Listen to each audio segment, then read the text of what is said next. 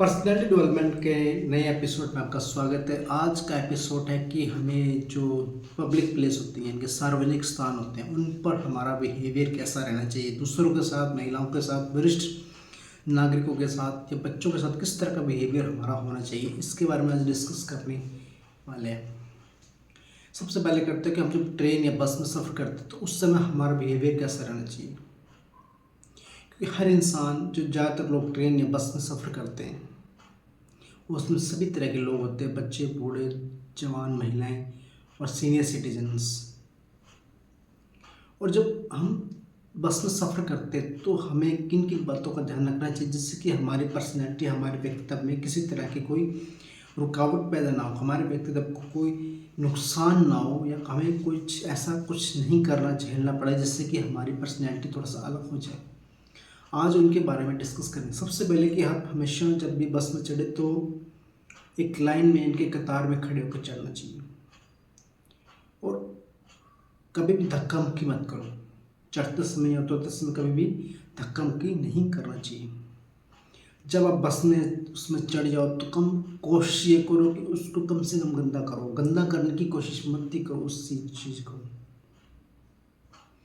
अगर आपके पास कोई बीमार व्यक्ति आता है या कोई वरिष्ठ नागरिक आता है तो उसको अपनी सीट देने की कोशिश करें। हो सके तो अपनी सीट उसको देने की कोशिश करो, क्योंकि जिससे कि दूसरों को लगे उस आदमी ने उसको सीट दी, उसके दूसरों को भी ऐसा आपसे एक मोटिवेशन मिलता है कि हाँ, आज उसने सीट दी, कल को मेरे पास कोई आएगा तो मैं भी उसको अपनी सीट दूंगा।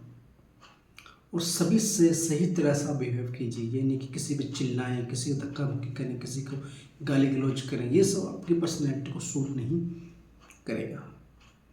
और जब आप सफ़र कर रहे हो तो रास्ते में बस से ट्रेन में सफ़र कर रहे हो तो आपको खिड़की खोलनी हो, या आपको लाइट जलानी हो, बंद करनी हो, पंखा चलाना हो, ऐसे कुछ छोटे छोटे काम हो तो जो खिड़की के पास बैठे हैं उससे कम से कम पूछ लेना चाहिए कि साहब मैं खिड़की खोल लूँ या मैं लाइट जला लूँ, लाइट बंद कर लूँ, आपको कोई परेशानी तो नहीं है।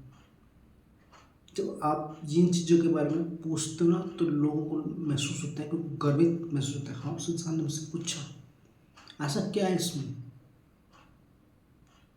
भले वो इंसान आपसे उम्र में छोटा हो, लेकिन उससे अगर आप परमिशन लोगे ना तो उसके अंदर कुछ ऐसा फीलिंग आएगी, हाँ इसने मेरी इज्जत की तो मैं भी इसकी इज्जत करूँ। बिहेवियर सभी के साथ अच्छा ही करना चाहिए। अब बस ट्रेन के अलावा अगर हम किसी जिम या पूल में जाते हैं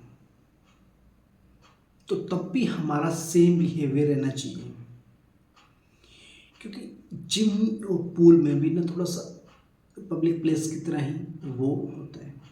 उसमें शायद कुछ कम लोग होते हैं, लेकिन फिर भी उसमें भी कुछ हमें सेफ्टी बरतनी, कुछ बातों का ध्यान, विशेष तौर पर ध्यान रखना है।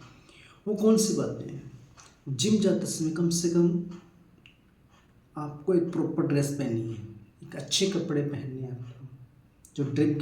जो आपके जिम या पूल के अकॉर्डिंग जो ड्रेस आपको बताएगी, आपको वही ड्रेस पहनी। उससे आपकी किसी तरह की आप अश्लीलता नहीं फैला सकोगे, नहीं फैलेगी आपसे। दूसरा, जिम में जो भी मशीन यूज होती है आप करते हो तो आपको टाइम मिला कि आपको 10 मिनट 20 मिनट उस जिम मशीन का यूज़ करना, तो अगर आप उस टाइम को लिमिट से पहले दे देते हो ना तो सामने वाले को कुछ अच्छा महसूस होगा।